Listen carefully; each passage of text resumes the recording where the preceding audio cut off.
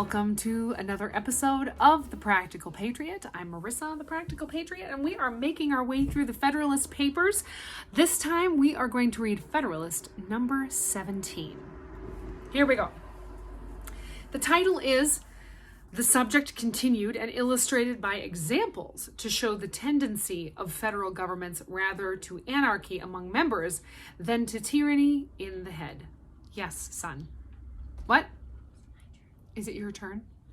10 more minutes and then it can be your turn. Okay? Give me a thumbs up. 10 minutes. 10 minutes. Okay. Should we read that again? Live Facebook with children. Are you going to get your face in here this time? You going to say hello? I'm reading the Federalist Papers, son. This is one of my many. Say hi, Jonas. Hi. There we go. Sometimes it's fun to see the kids. They get in the video. Love you too, buddy. 10 minutes. Okay. The subject continued and illustrated by examples to show the tendency of federal governments rather to anarchy among members than to tyranny in the head. I don't know. I feel like we're dealing with both right now in America. But let's see what the Federalist writers had to say. Who wrote this one? Oh, Hamilton, of course. And it's a long one, so bear with me. Here we go. Put your earbuds in and listen away.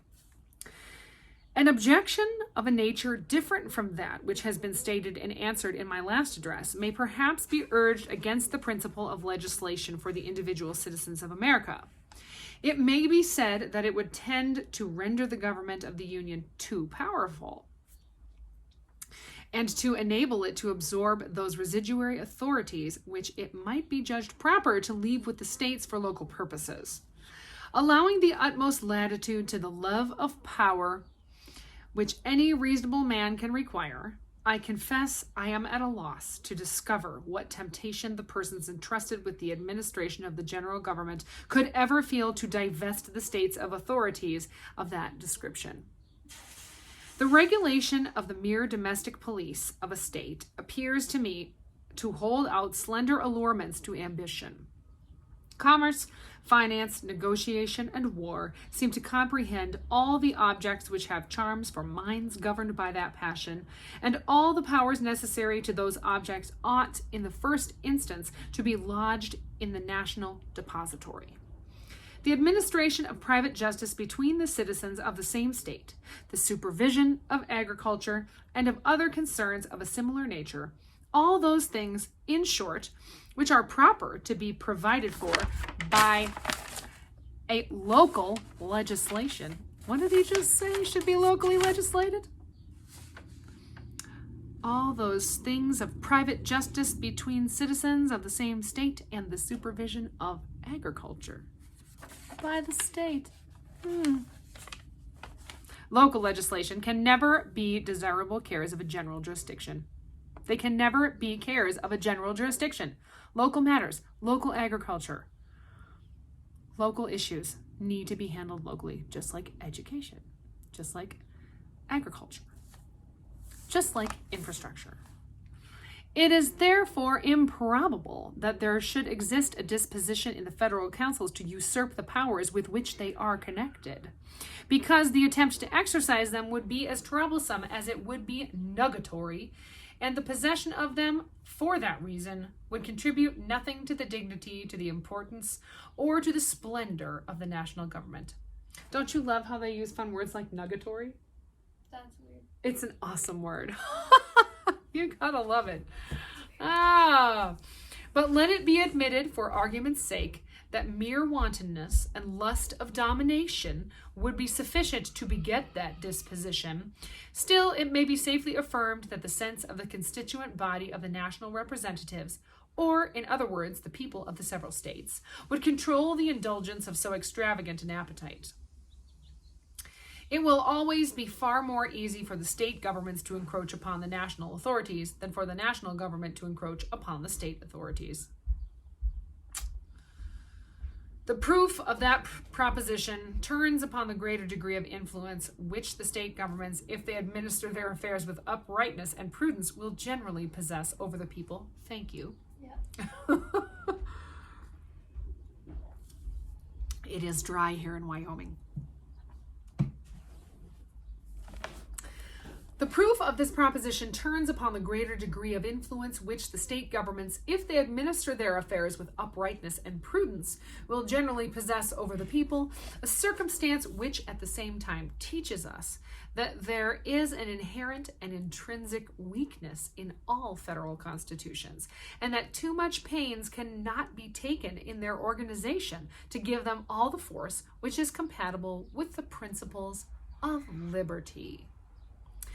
The superiority and influence in favor of the particular governments would result partly from the diffusive construction of the national government, but chiefly from the nature of the objects to which the attention of the state administrations would be directed. It is a known fact in human nature and its affections are commonly weak in proportion to the distance or diffusiveness of an object.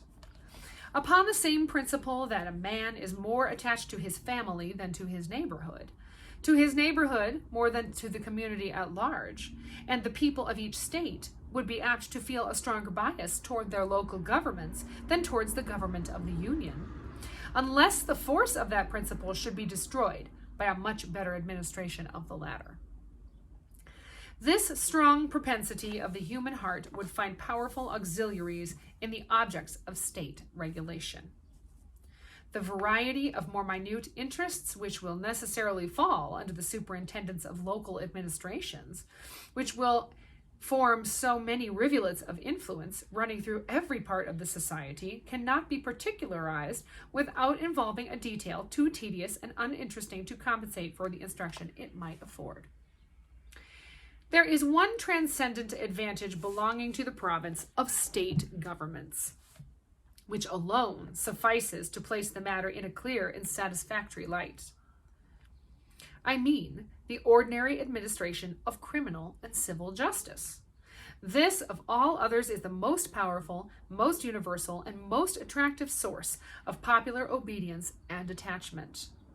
It is this which, being the immediate and visible guardian of life and property, having its benefits and its terrors in constant activity before the public eye, regulating all those personal interests and familiar concerns to which the sensibility of individuals is more immediately awake, contributes more than any other circumstance to impress upon the minds of the people affection, esteem, and reverence towards the government.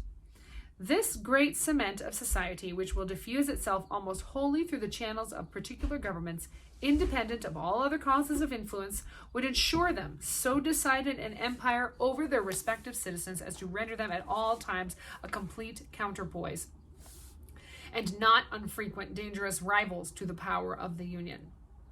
The operations of the national government, on the other hand, falling less immediately under the observation of the mass of citizens, the benefits derived from it will chiefly be perceived and attended to by speculative men. Relating to more general interests, they will be less apt to come home to the feelings of the people, and in proportion less likely to inspire a habitual sense of obligation and an active sentiment of attachment. The reasoning on this head has been abundantly exemplified by the experience of all federal constitutions with which we are acquainted, and all others which have borne the least analogy to them. Though the ancient and feudal systems were not, strictly speaking, confederacies, they partook of the nature of that species of association. There was a common head, chieftain, or sovereign, whose authority extended over the whole nation, and a number of subordinate vassals or feudatories, who had large portions of land allotted to them, and numerous trains or inferior vassals or retainers, who occupied and cultivated that land upon the tenure of fealty or obedience to the persons of whom they held it. Each principal vassal was a kind of sovereign within his particular demesnes. The consequences of this situation were a continual opposition to the authority of the sovereign and frequent wars between the great barons or chief feudatories themselves. The power of the head of the nation was commonly too weak either to preserve the public peace or to protect the people against the oppressions of their immediate lords. This period of European affairs is emphatically styled by historians the times of feudal anarchy. When the sovereign happened to be a man of vigorous and warlike temper and of superior abilities, he would acquire a personal weight and influence which answered for the time the purposes of a more regular authority. But in general, the power of the barons triumphed over that of the prince, and in many instances his dominion was entirely thrown off, and the great fiefs were erected into independent principalities or states. In those instances in which the monarch finally prevailed over his vassals, his success was chiefly owing to the tyranny of those vassals over their dependents. The barons or nobles, equally the enemy of the sovereign, and the oppressors of the common people, were dreaded and detested by both, till mutual danger and mutual interest effected a union between them fatal to the power of the aristocracy. Had the nobles, by a conduct of clemency and justice, preserved the fidelity and devotion of their retainers and followers, the contests between them and the prince must almost always have ended in their favor and in the abridgment or subversion of the royal authority. This is not an assertion founded merely in speculation or conjecture. Among other illustrations of its truth which might be cited, Scotland will furnish a cogent example. The spirit of clanship, which was at an early day introduced into the kingdom, uniting the nobles and their dependents by ties equivalent to those of kindred, rendered the aristocracy a constant overmatch for the power of the monarch, till the incorporation of England subdued with its fierce and ungovernable spirit and reduced it within those rules of subordination which a more rational and more energetic system of civil polity had previously established in the latter kingdom. The separate governments in a confederacy may aptly be compared with the feudal baronies, which this advantage in their favor, that from the reasons already explained, they will generally possess the confidence and goodwill of the people, and with so important a support, will be able effectually to oppose all encroachments of the national government. It will be well if they are not able to counteract its legitimate and necessary authority.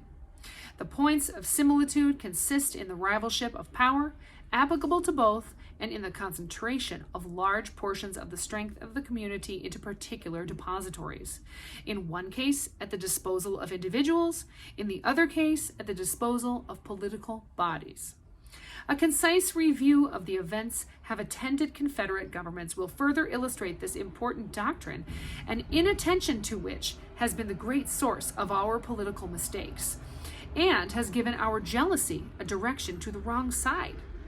This review shall form the subject of some ensuing papers. December 5th, 1787, Alexander Hamilton. Thanks for joining me today. Next time we'll read Federalist 18. Be blessed and stay free.